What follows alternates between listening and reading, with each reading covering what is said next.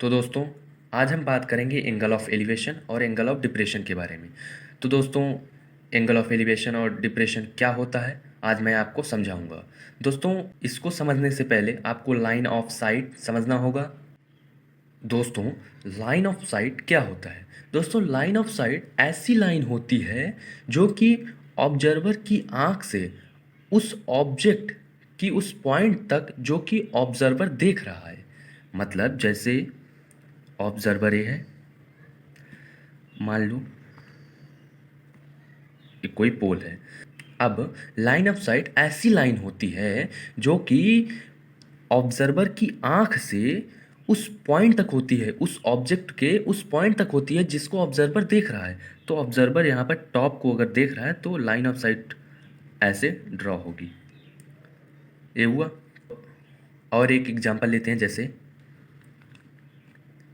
ये कोई टावर है और यहाँ पर ऑब्जर्वर है। तो ऑब्जर्वर इस पॉइंट पर देख रहा है। अब लाइन ऑफ साइट वह लाइन होगी जो कि उसकी आंख से उस पॉइंट तक, उसकी आंख से उस पॉइंट तक जो लाइन हम ड्रा करेंगे वही लाइन ऑफ साइट होती है। तो हमारी लाइन ऑफ साइट एक ही हुई, एक ही हुई। अब मैं आपको हॉरिजॉन्टल लाइन के बारे में बताऊंगा। हॉरिजॉन्टल लाइन क्या होती है? हॉरिजॉन्टल लाइन गाइस ऐसे होती है, जैसे ये हॉरिजॉन्टल लाइन हो गई, ये हॉरिजॉन्टल लाइन हो गई, ये हॉरिजॉन्टल लाइन हो गई। ये हॉरिजॉन्टल लाइन नहीं है। हॉरिजॉन्टल लाइन जो ऐसे हो। एक और एग्जांपल लेते हैं, जैसे मैंने घर लिया, ये कोई घर है। अब इसमें हॉरिजॉन्टल लाइन कैसे बनाई जाएगी? ऐसे, ऐसे, ऐसे। तो आई होप आपको हॉरिजॉन्टल लाइन समझ में आ गई होगी। अब वर्टिकल लाइन मैं आपको बता देता हूँ। वर्टिकल लाइन कैसे होगी? ऐसे, ऐसे, ऐसे। ये सब वर्टिकल लाइन होगी।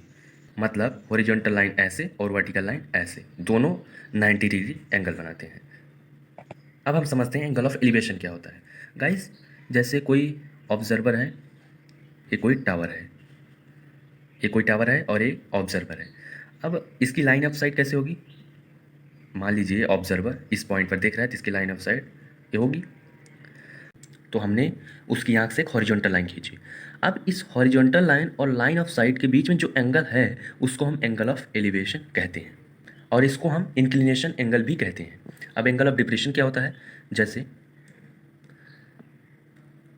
ये कोई पॉइंट है जहाँ से ऑब्जर्वर देख रहा है, इस पॉइंट पर देख रहा है, तो लाइन ऑफ साइट क्या होगी? लाइन ऑफ साइट ए होगी। अब हम एक हॉरिजॉन्टल लाइन इसकी आंख से बना देते हैं, ये हॉरिजॉन्टल लाइन हो गई। अब एंगल ऑफ डिप्रेशन क्या होगा? Horizontal line and line of site के बीच में जो एंगल होगा उसको हम एंगल ऑफ डिप्रेशन कहेंगे। और जो एंगल ऑफ डिप्रेशन होता है वो हॉरिजॉन्टल लाइन के नीचे बनता है, और ये angle of elevation horizontal line के ऊपर बनता है, डिप्रेशन नीचे बनता है। इन दोनों में डिफरेंस ये है गाइस।